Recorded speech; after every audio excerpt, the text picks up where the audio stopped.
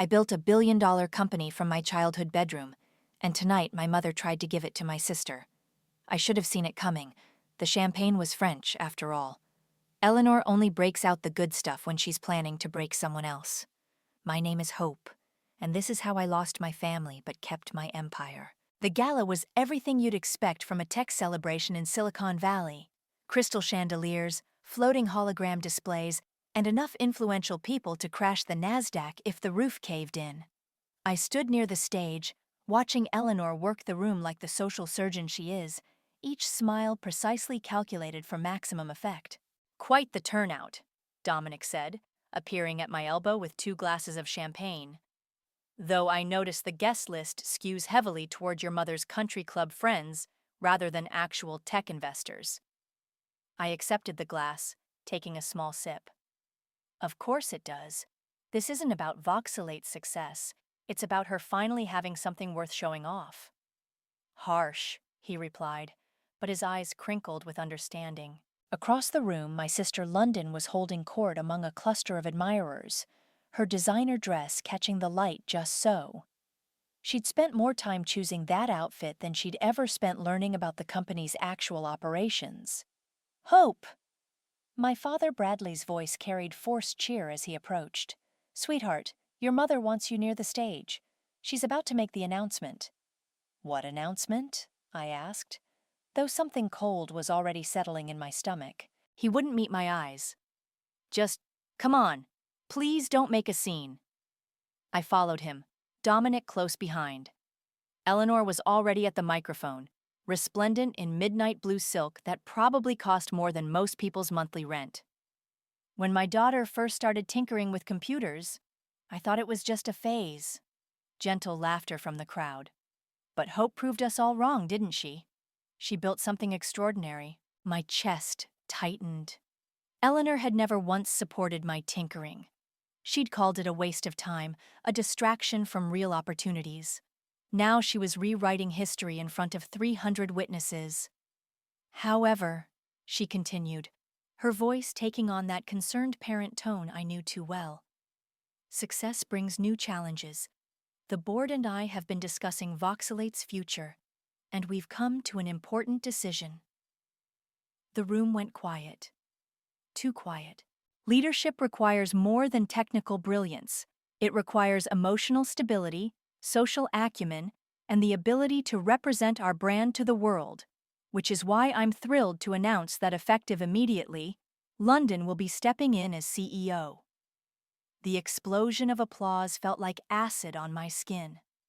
London floated toward the stage, feigning surprise with all the subtlety of a reality TV star.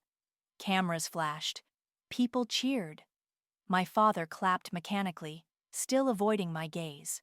"Hope will, of course, remain involved in development," Eleanor added, as if throwing a bone to a dog, "where her particular talents are best suited."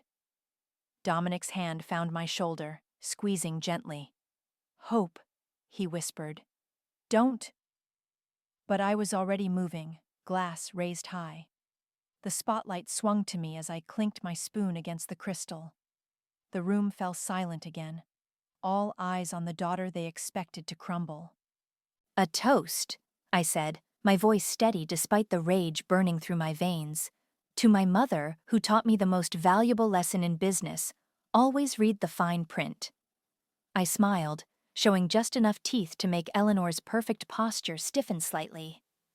"And to my sister, who I'm sure will be fascinated to learn about corporate law and fiduciary duty first thing tomorrow morning." I drained my glass in one smooth motion, set it down with a soft clink, and turned to leave.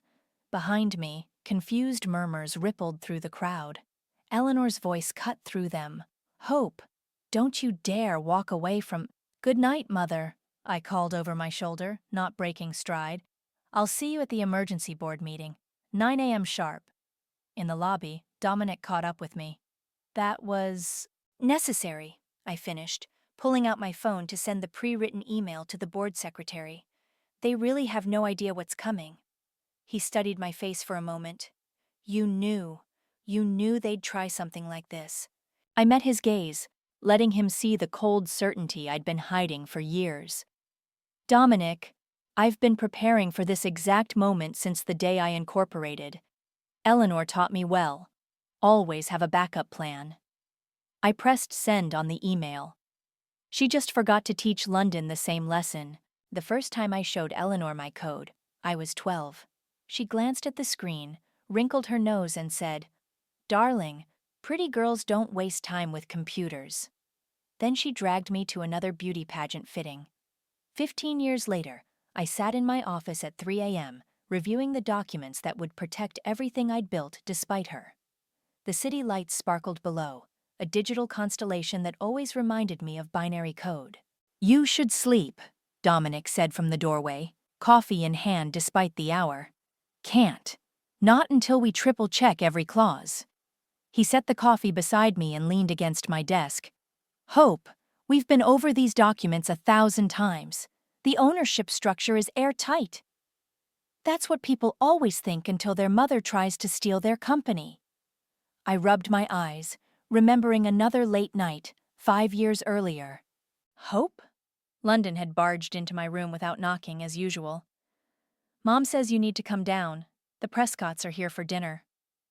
I didn't look up from my laptop. Working? On that stupid website again? God, you're such a bore. She flopped onto my bed. "Bradley Prescott Jr. is downstairs. He's totally into you." "I'm not interested in Bradley or his trust fund." Mom says a lot of things, London." I finally turned to face her. "But has she ever asked what we want?" London stared at me like I'd spoken in alien code. "I want what Mom wants. It's easier that way." "Hope?" Dominic's voice pulled me back to the present. "Where'd you go just now?" "Just remembering why I built all this." I pulled up another document on my screen. "Did you file the additional trademark protections?" "Yesterday, along with the updated board protocols and the anti-nepotism clause." He paused. "You know, most people would have just confronted their family years ago." I laughed without humor.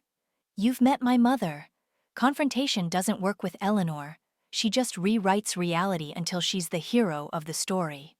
I spun my chair to face him. "The only way to win is to be so thoroughly prepared that she can't find a single crack to exploit." "And that's what all this is?" He gestured to the stacks of legal documents. 5 years of preparation for one moment?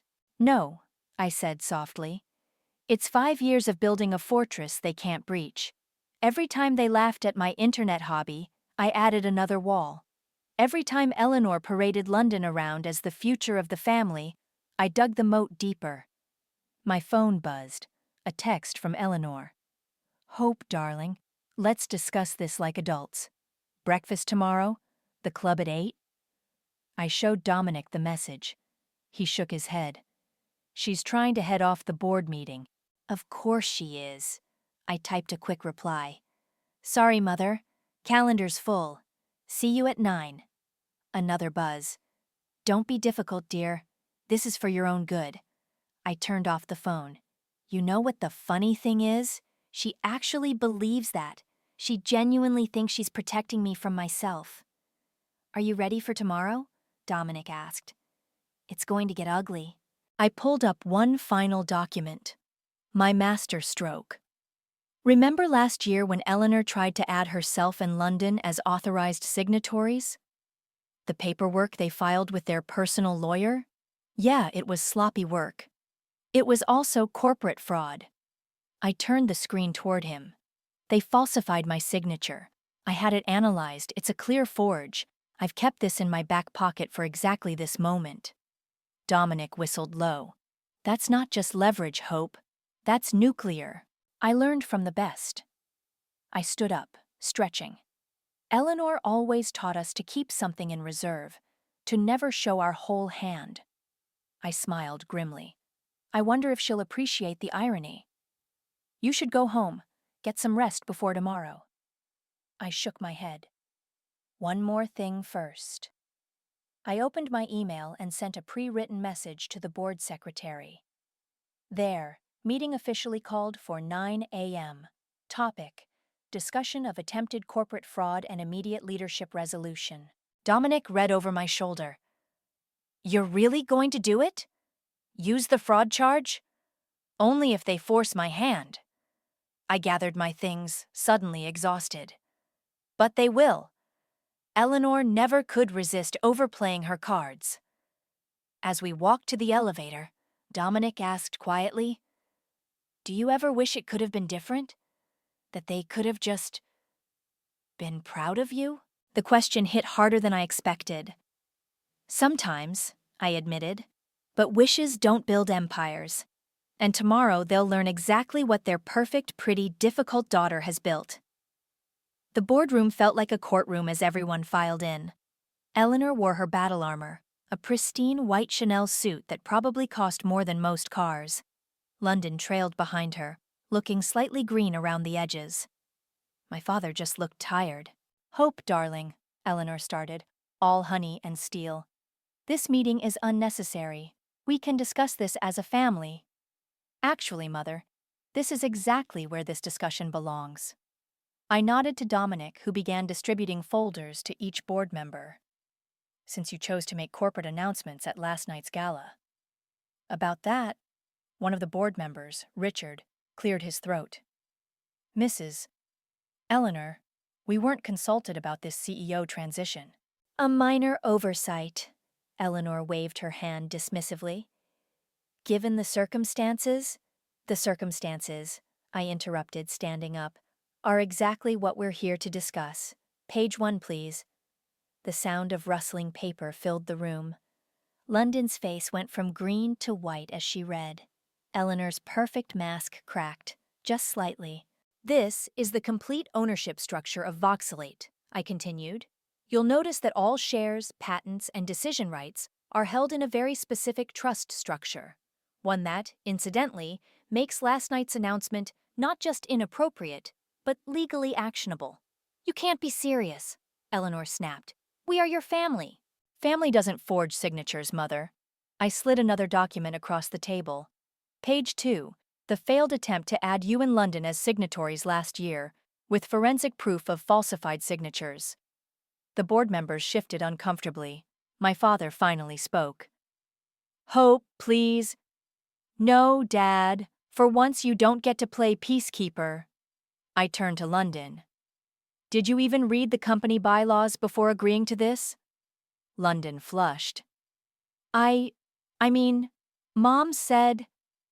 "Mom said?" I echoed. "Just like always." "Well, here's what Mom didn't say. Voxelate's structure explicitly prevents family appointments without a 2/3 board vote. Your name isn't even in the key person insurance files." "This is ridiculous." Eleanor stood up, her composure cracking further. "You're being paranoid, just like when you were a child." "Paranoid?" I laughed, the sound sharp enough to make her flinch. "Dominic, show them the final document." He distributed the last paper with quiet efficiency. The room went deadly silent as everyone read. "This," I explained, "is what we call the final safeguard clause. It's triggered automatically when someone falsely claims leadership status of Voxelate in a public forum, like, say, at a gala with 300 witnesses and press coverage." Eleanor's face went from angry red to ashen. "You planned this. You set us up."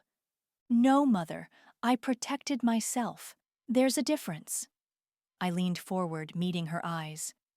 "You wanted to talk about being too emotional to lead? Let's talk about fraudulent misrepresentation and breach of fiduciary trust." London burst into tears. "Hope, you can't do this. We're sisters." "Were we?" I turned to her. "When was the last time you asked about my work? When did you ever show any interest in what I was building, beyond how many followers it could get you?" "The board won't stand for this," Eleanor declared, but her voice wavered. Richard cleared his throat again. "Actually, Eleanor, we have to. This is serious legal exposure. If Hope were to pursue action..." "I'll destroy you," Eleanor hissed at me. "Everything I've done for you." "Everything you've done to me," I corrected. "And that's the difference, isn't it? You never saw me as someone to nurture. I was something to control, to shape into your image." I stood up straight. But I built something you couldn't control, and now you can't stand it. What do you want? My father asked quietly. 3 things. First, a public retraction of last night's announcement. Second, your immediate resignations from the board. All of you. And third? I smiled and saw Eleanor recognize her own expression on my face. I want you to understand that every time you dismissed me, every time you called my work that silly internet thing, you were watching me build the walls of this moment. The room was silent, except for London's sniffling. Eleanor's hands shook as she gripped her designer bag. You have until 5 p.m. to sign the resignation papers, I said. After that, I'll be forced to pursue legal action. And Mother? I waited until she looked at me. You taught me to always keep evidence of everything.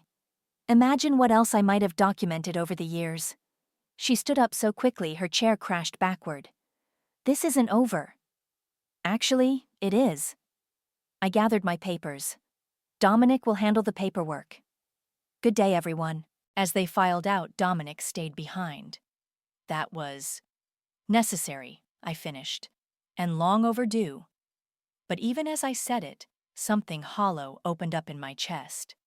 I'd won, but victory tasted more like ashes than champagne. Turn off the TV, I told Xander, our head of PR, but he just turned it up instead. Sources say the dramatic boardroom confrontation ended with the founder's mother and sister being forcibly removed from the premises. That's not what happened, I protested. Nobody was forcibly removed. Xander muted the screen but kept watching the footage. Doesn't matter. Your mother's giving tearful interviews about her misunderstood daughter, and our nepotism, Barbie is trending because of London's meltdown video. I pulled up the video on my phone. London, mascara-streaked and clearly drunk, ranting about family loyalty and jealousy. The comments were brutal. When your follower count is higher than your IQ, and Mom said it's my turn to be CEO. Can we contain this? I asked. Contain it? Xander laughed. Hope, this is pure gold. Your approval ratings are soaring. People love a self-made success story standing up to privileged nepotism. My phone buzzed, Dominic calling. Hey, what's... Turn on CNN, he cut in. Now. I unmuted the TV just in time to see Eleanor, perfectly composed in pastoral pink, dabbing at her eyes with a monogrammed handkerchief. Deeply concerned about Hope's emotional state, the paranoia, the elaborate legal traps. As a mother, I blame myself for not seeing the signs earlier. She's laying groundwork, Dominic said in my ear. My contacts say she's filing a petition challenging your mental fitness to lead. The room started spinning slightly. She can't. Hope? Xander was staring at his tablet. You need to see this. Someone just leaked old board meeting minutes. They're trying to paint you as unstable. I ended the call with Dominic and grabbed the tablet. There it was, carefully selected snippets of heated arguments taken completely out of context. Me defending product decisions. Me pushing back against Eleanor's interference. All reframed to look like emotional outbursts. Get me Paige, I told Xander. She was at those meetings. She can verify. Paige Ortiz? She's giving an interview right now backing up your mother's version. The betrayal hit like a physical blow. Paige had been my friend since college. She'd helped brainstorm Voxelate's early concepts. Now she was calling me increasingly erratic on national television. My phone kept buzzing. Reporters, investors, board members hedging their bets. I turned it off. What's our play? Xander asked quietly. Truth, I said, my voice steadier than I felt. Release the full board meeting recordings. All of them. Let people hear Eleanor's actual behavior. That's nuclear. You'll never repair the relationship. There is no relationship to repair. There never was. I stood up, needing to move. Schedule a press conference tomorrow morning. And London's video? Leave it. Let her dig her own grave. After Xander left, I sat in my office watching the city lights blink on. My phone had dozens of missed calls, but only one text mattered. From my father. Your mother loves you. She's trying to protect you. I typed back. From what? Success? His response came quickly. From yourself. A knock at my door made me jump. My assistant held out an envelope. This was just delivered. No sender info. Inside were screenshots of a private Slack chat. My blood ran cold as I read. Paige. Eleanor's right. Hope's getting unstable. Dominic. We need to consider options. Eleanor. I have the paperwork ready. We just need leverage. The timestamp, 3 weeks ago. My hands shook as I read it again. Dominic had been planning this with them? The one person I thought I could trust? I grabbed my coat and headed for the elevator. The security guard looked up in concern. Ms. Hope, are you okay? I realized I was crying. When had that started? I'm fine, just tired. Outside, reporters shouted questions. Cameras flashed. I ignored them all, walking blindly until I found myself in the small park where I used to code on my laptop, dreaming of building something meaningful. My phone buzzed again. Dominic. I declined the call and opened Twitter instead. Hope Wong was trending. People calling me a girl boss icon. People calling me an ungrateful daughter. People analyzing my daddy issues and mommy trauma like they knew me. Another text from my father. Come home. We can fix this. I laughed until I hiccuped. Home? I'd never had one.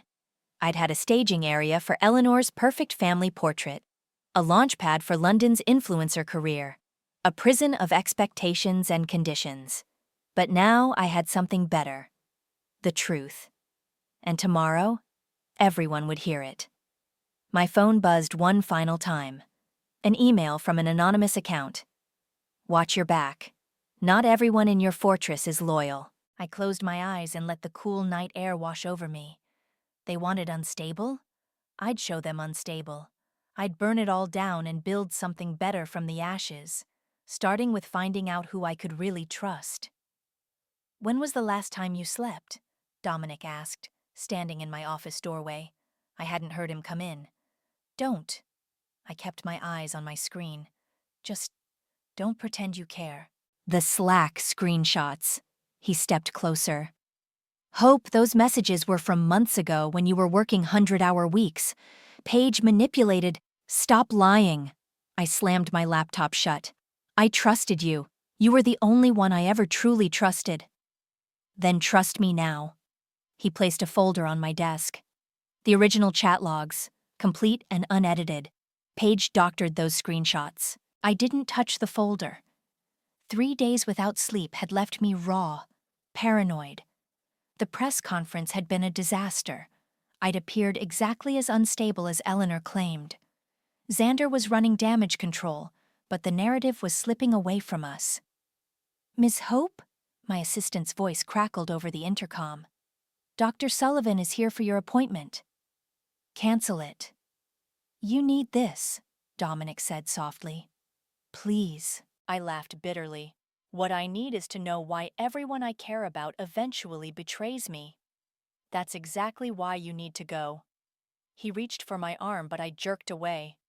Hope, you haven't slept. You're making mistakes. Yesterday you accused the head of engineering of spying for Eleanor. He was acting suspicious. He was asking about paternity leave.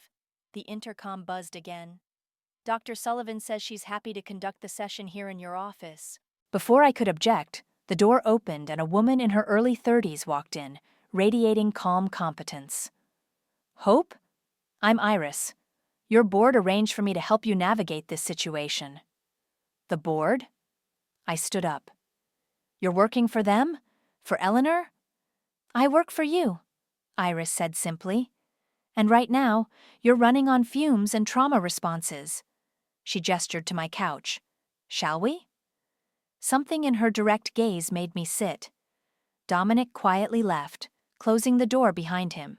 Tell me about your mother, Iris said.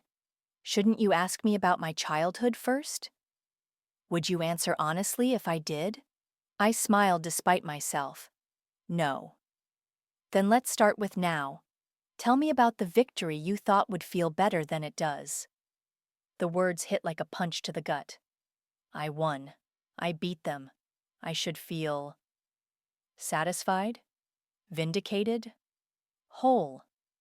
Iris leaned forward. But instead, you feel empty. And that scares you more than Eleanor ever did. My eyes burned. I don't want to talk about this.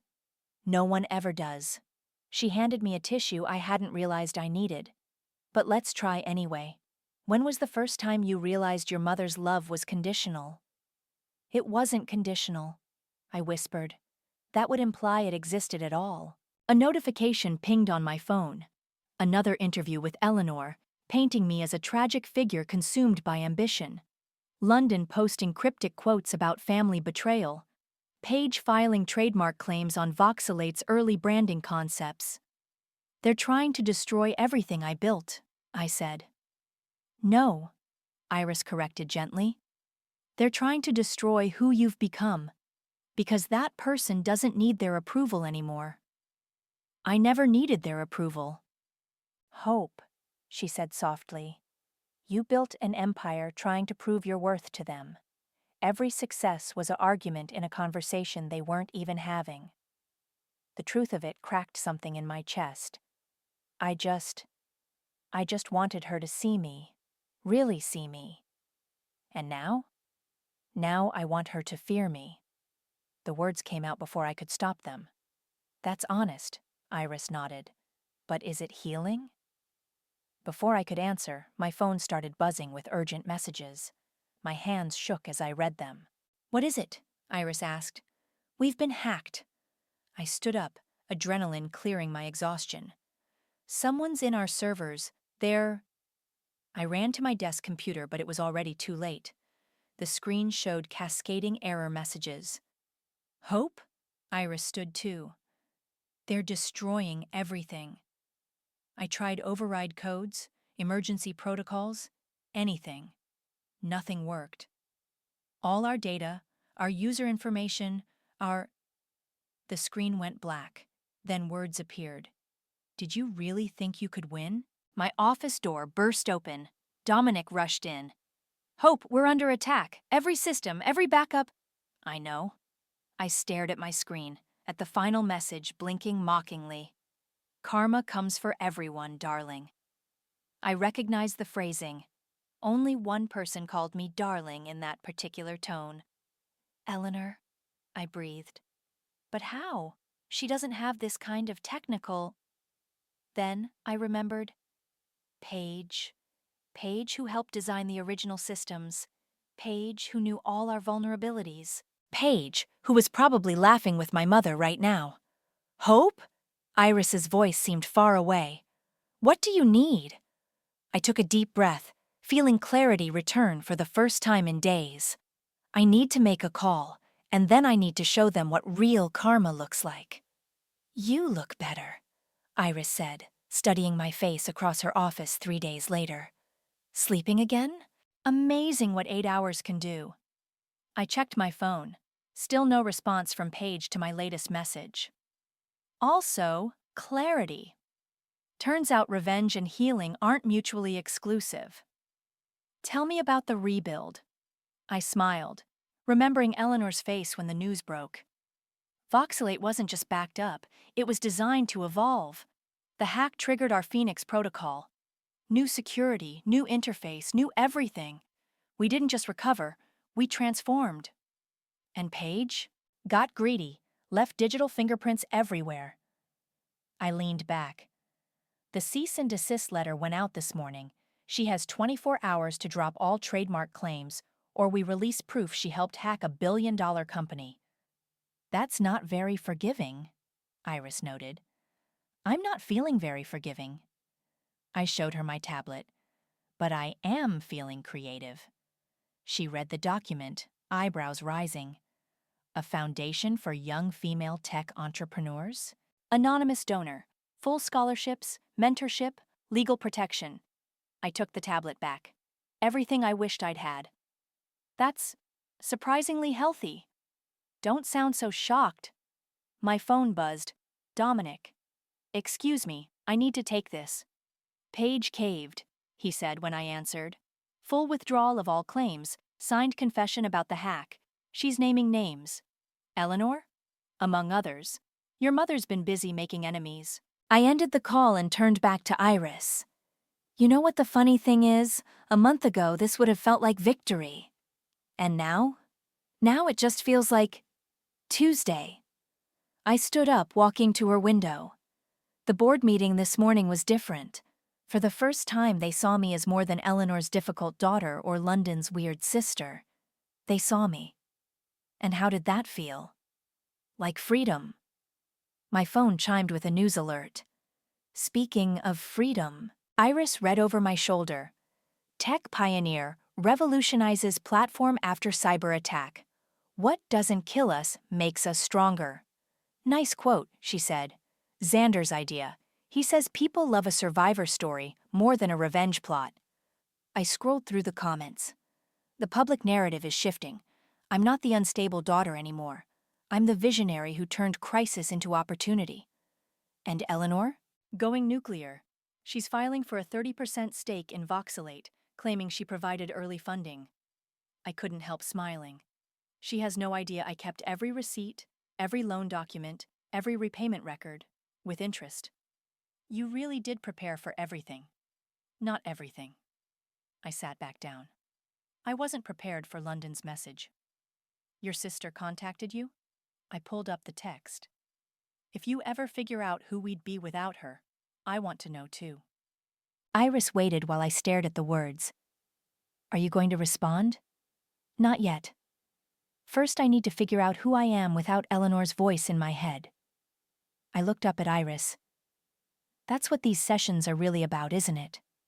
Not the company or the hack or the revenge. It's about who I become after all that. Now who's being insightful? Another buzz. Dominic again. The case was dismissed. Eleanor's claim for company ownership got thrown out. Good, I said. But she's not done. Her lawyers are prepping a new angle. They're going to argue she was a crucial early investor who shaped the company's direction. I ended the call and turned to Iris. The final battle's coming. Eleanor won't stop until she either owns part of Voxelate or destroys it trying. Are you ready for that? I'm ready to end this, all of it. I stood up, gathering my things.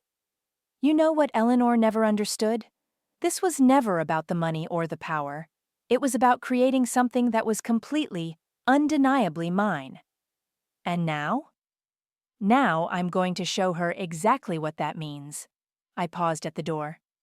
Thank you, Iris, for helping me see that revenge isn't about destroying your enemies. Oh? It's about becoming so completely yourself that their opinion becomes irrelevant. I checked my watch. I have a court date to prepare for. Hope? Iris called as I opened the door. Remember what you said about karma? That it comes for everyone? She smiled. It also comes through everyone. Sometimes the best revenge is living well enough to watch your enemies destroy themselves. I thought about Eleanor, about her desperate grabs for control, about the evidence mounting against her. You know what?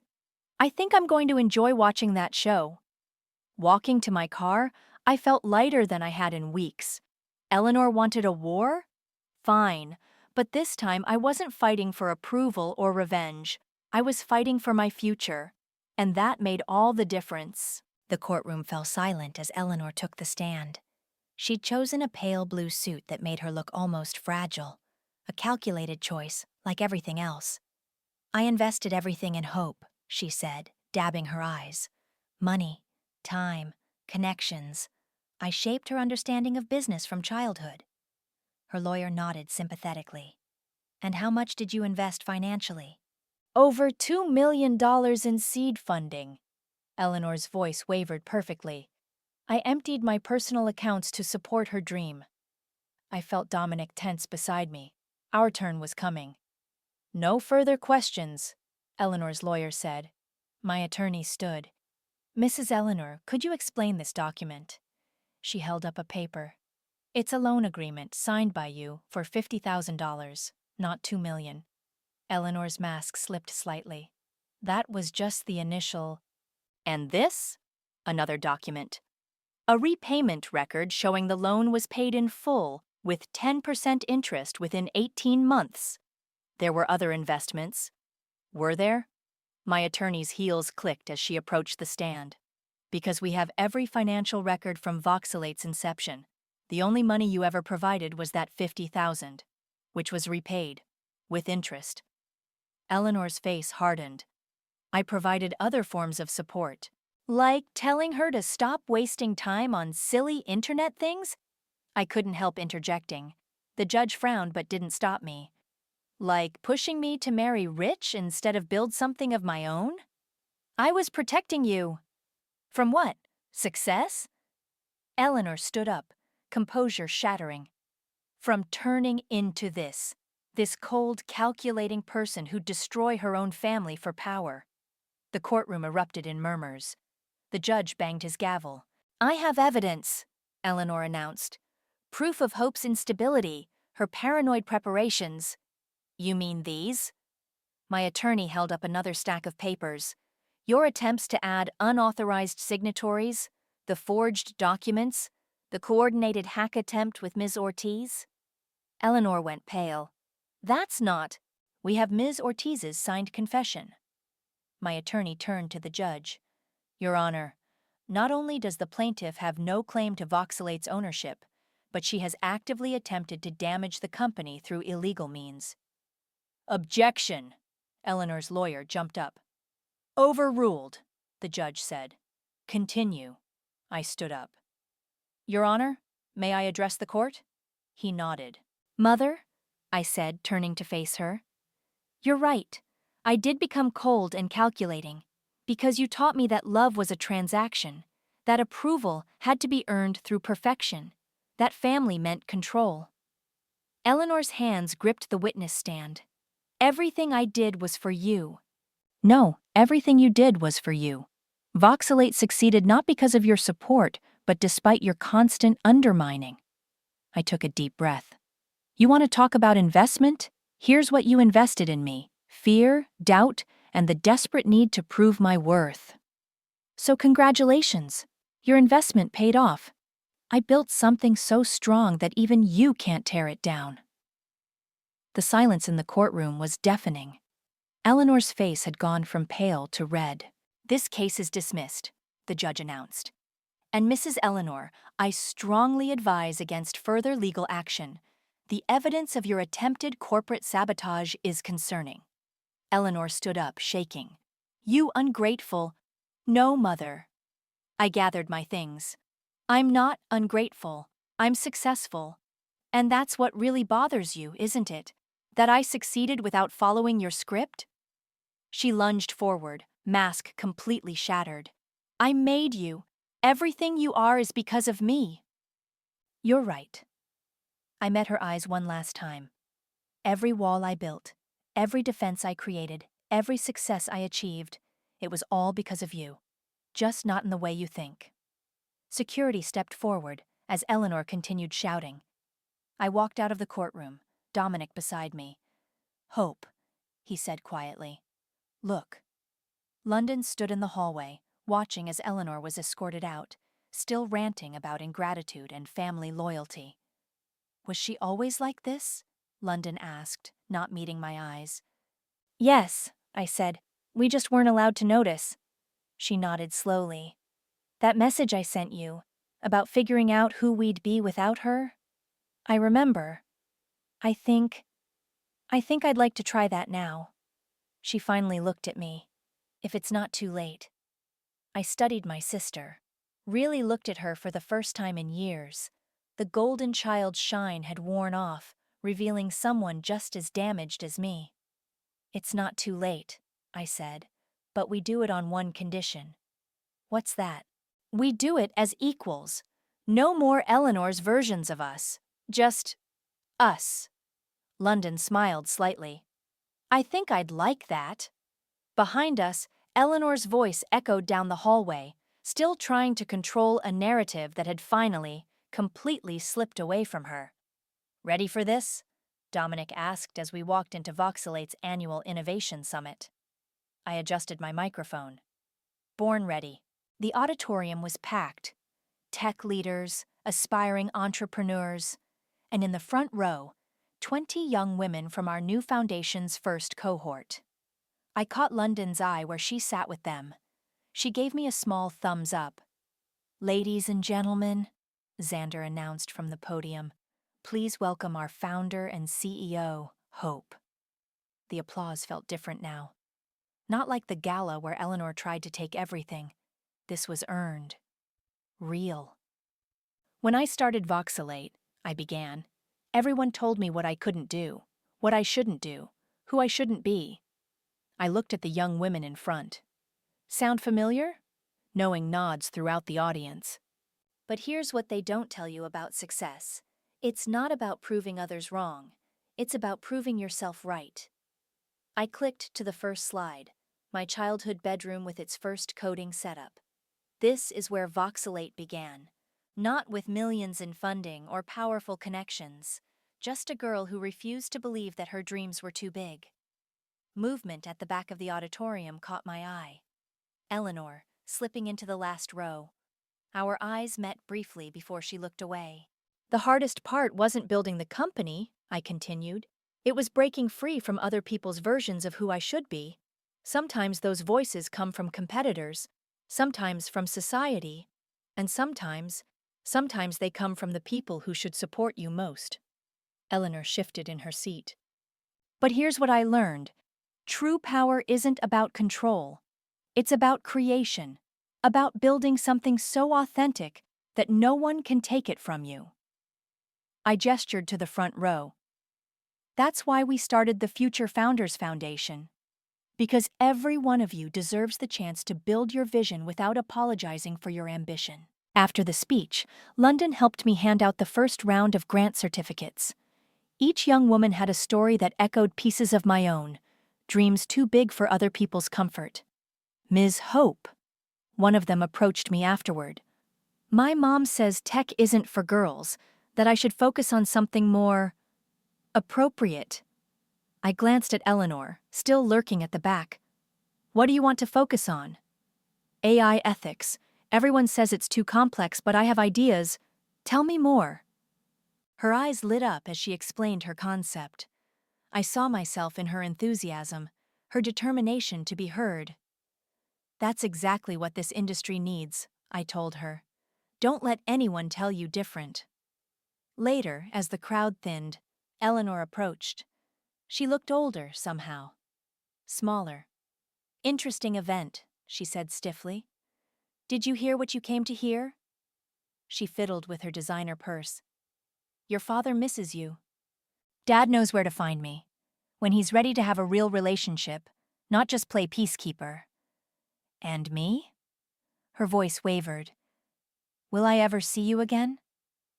I studied her face, the face that had dominated my world for so long. "That depends. Can you see me now? Really see me?" "I see what you've built," she said carefully. "That's not the same thing."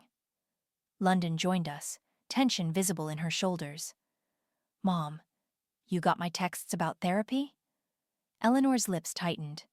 "I don't need—" "Yes, you do," I cut in. "We all do. If you want any relationship with either of us, that's the price of admission. Real work, real change." I'll think about it." It wasn't much, but it was more than she'd ever offered before. After she left, London turned to me. "Think she'll actually do it?" "Probably not. But that's not our problem anymore." Dominic appeared with champagne. "To the future. To authenticity," I corrected, raising my glass. "And to building something bigger than revenge." "Speaking of building," London said, "wait until you hear my idea for a tech education program in high schools, using Voxelate's platform to—" I listened to my sister pitch her first real project, remembering the vapid influencer she used to be. We were both changing, becoming more ourselves. My phone buzzed, a message from Iris. "Saw your speech online. Proud of how far you've come." I typed back, "Plot twist. Revenge isn't about destroying your enemies. It's about building something they can't touch." "That's not revenge," she replied. "That's success." Looking around at what I'd built, the company, the foundation, the real relationships, I finally understood. Revenge taught me power, but walking away taught me control. And nothing matters more than owning your own story, start to finish. Even if the ending isn't what you expected, even if it's better.